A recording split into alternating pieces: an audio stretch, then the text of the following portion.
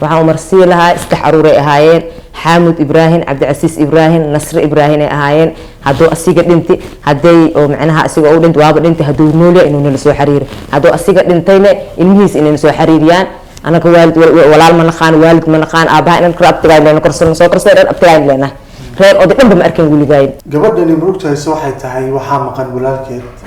waxaa maqan xaaskiisii saddex caruur oo ay dhaleen maalin un bay baxeen waxay leedahay aabahay xitaa qudhiisa familka aada ma noo barin walaalkii noo weynaa ee garabkii gaashaanka noo ahaa isaga iyo caruurtiisa sanado badan noolii geeri kuma ogin hala garab istaago hala caawiyo haloo shargareeyo muuqaalka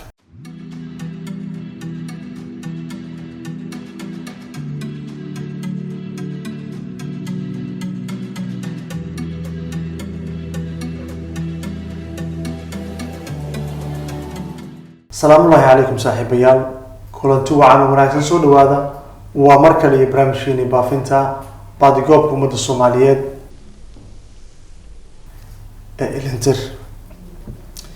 saaxiibadaan jecelnahay oo muuqaalkan waa mid kale oo garab istaag iyo gargaarkiina u baahan ilaahay ka suko balse marka hore hadii wax cusub tahay u soo biir subscribe gambalka from muuqaalka share garay meel badan gaarsii saaxiibka Facebook page kala socdo follow ilaagtaada ummadda faa'iido badan ay u qabtaa oo muuqaalo badan oo halkaan aan soo gelinaya mir dhalayo haddii aad sheergaraysana qofka maanta halkaan aan ka baafinayno iyo qofka wax baafinaya caawinaad weyn oo sameysay aan fursad siiyo gabadha Soomaaliyeed ee la fadhido hooyo Soomaaliyeed soo dhaw marka hore magacaaga oo dhameystiran iyo deegaanka naga soo booqatay Aamina Cali Ismaan Aamina adoo codkaaga sare u qaaday inta naga soo booqatay deegaankee degmada Afgooy gobolka Shabeellada Dhexe hoose waayahay waxaa marti ku tahay barnaamijka baafinta baadigoobka ummadda Soomaaliyeed inta soo dhaw maxaa halkaan u timid iyo ka maqan oo raadinaysaa waxaa iga maqan walaalkay oo aabahay dhalay iyo caruurtiisa iyo xaaskiisa magacii walaalka Ibraahim Cali Ismaan haye waa meeqa sano jir walaalka hadislada inuu weyn waa inuu ay dhali karaa waayahay waa nin weyn odaya meeqa sano maqaya dagaalka Maxamed Siyaad Barso u guur waa si ciyaalkiisa markaas xaas u lahay caruur xaas magaceedan taqaana Xaliime Xirsi la dhahay caruurta meeqa ahaayeen saddex ahaayeen caruur ahaayeen ogaantaada wadaashii oo dhalay ma ogi si loo waayo walaalka macnaha horta wuxuu ahay nin ciidan ee u dawladda u shaqeeyo nin wuxuu ahay guuto dhan hogaamiyo macnaha hogaamiye ciidan oo ahay intii dagaalada dhicin wuxuu ka qayb galay dagaalkii oo Itoobiya Muqdisho ku soo naqday kii Hargeysa lagu qaaday dadka ka fadhiistay oo kamid ahay haduu ka fadhiistay waxa la xamara xabsi guri ku tahay islaantiisna waxay deganeed Qoryooley iyo ilbihiis qaxooti meel qaxootiyay lahayd Qoryooley maxaa la dhahay usiga la dhahayo xirka kaamha ay lahayd meeshay deganaayeen xaaskiisii caruurtiisa asa xamar oo joogay dagaalka Maxamed Siyaad Barre dhacay waqti oo guur anaga ma sheegi karin laakiin waxa la dhahay wiil walaalkiisa oo asiga abtigiisa oo dhalay aan oo imaad aabahay waxa nuusan marka wuxuu dhahay Ibraahim Cali aabahay weydiiyay marka wiilku wuxuu dhahay Ibraahim Cali waa guuri inta uu guuri doolo uu guuri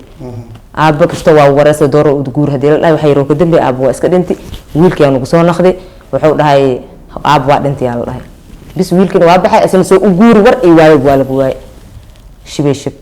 marka ilaahay qadartiis warqadaan dirnay taleefanyaal la diray xagga wax nooga soo sheego meesha soo joogan dhaw wayne waayahay inta kadib maxaa sameyseen marka anaka taleefan aan dirnay wiil yar walaalkay ahaa jiro anaka horta waxaan ahayn aabahayn waa yeelnimo nagu dhalay dabcan haduu nagu dhalay aabahayn wuxuu iska ahayn masaakiin ee dad ma raadin jirin qaraabi iyo waxba ma raadin jirin anaka saddex caruur aan ahayn asa weyna aabay curudkiis ay wax kale ma dhalin asigi ilaahay qadartiis aabahay macnaha qabiil ma raadin jirin kuwa gar oo iska la soo jiray garri hadii asiga dhintir wax dib loo soo xariiriyay ma lahayn aabaha Soomaaliya ka sharaaf haye marka ilaahay amarkiis hal wiil aan la dhashay laba gabdhood aan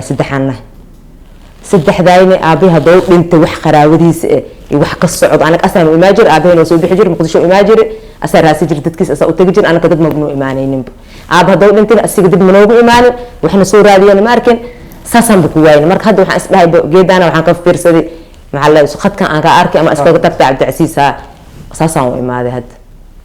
waayahay dib ma lahan waa lagu caawinaa muuqaalkana waa lagu sheegaynaa haddii walaalka iyo caruurtiisa ay nool yihiin